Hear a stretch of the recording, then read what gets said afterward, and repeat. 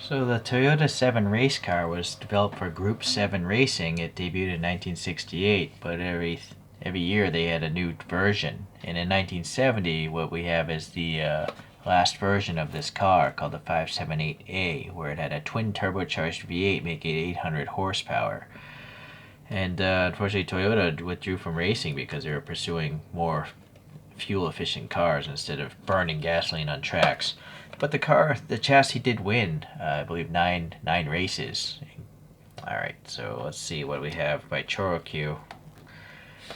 Came in many different colors, but I'm not sure if it ever came in black. Anyhow, the packaging does say turbocharged V8. This toy came out in 2006. Oh, that's the original price, 1050 yen. What is that in today's money? I don't know. Leave a comment if you know, but I imagine it's not a lot. Maybe it was like $10 or something at that time. 620 kilograms. Yeah, interesting. So there's the stats. Its dimensions, but it doesn't tell how much power it made. All right, but 800 horsepower with 620 kilograms. That must have been crazy fast. All right, let's go look at the deformation. Looks very much like a Can-Am race car, just so plain in the front. Can't really see much in the toy or the photograph. So this is black and white. You can see the sponsorship on the front corners there. Funky wing. And that's just cool. Two turbos exposed. I wonder if this image inspired that latest Batman movie car. You know, with Robert Pattinson as the detective.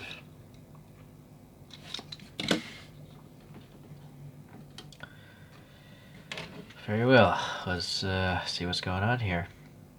So old school ChoroQ tires. They're getting pretty hard. Not cracking, but they are hard. They're rubber before because it's a pullback toy. So these wheels, 5 spokes, yeah, they're not. I don't know if those are standard ChoroQ wheels. Usually the spokes are a little fatter towards the hub, so I'm not sure. But they're black, and I do see 5 spokes on that red car photo, so I guess I'll just leave it alone. It is a bit gappy though. So those sponsorship things look good. I wonder how clear they are. Let me zoom in here. Wow, they're pretty legible. Mobile something? ND Mobile. I don't know what about the last one. Toyota 7 looks good. There's a vent in there. It's pretty deep actually, but you can barely tell because it's all black. I'm gonna back out. Tampo printing looks good. The front end is pretty plain. Just these 2 little vents. They are recessed and painted black. A little stuff there. Nakaduck sort of thing. Painted black. Maybe fuel fillers. This windscreen is sticking up a little. This whole cockpit is barely below the surface of the white body, but painted black. Would have been cool if they had a helmet. I've seen other Choros with a helmet there. Some sort of roll hoop, very chromed out plastic. Pleasantly, the plastic hasn't vaporized the chrome off. Same within the engine. All chromed out, a little red on top of these black, probably cam covers. The Toyota Tampo looks pretty good. Alright. And then it just says Toyota 7 back here, kind of scratched up. Would have been cool if we could see more of the turbos. But no, ChoroQ has these little coin holder things to do wheelies. They gotta get away from that. 2006, okay, standard screw in the front and a tab in the rear. Alright. Alright, so ChoroQ had this old classic Honda F1 car, but no pilot again. When is this from? 2002. Okay. Here's a more modern Audi R8, and it does have a helmet in there, so this toy came out in 04.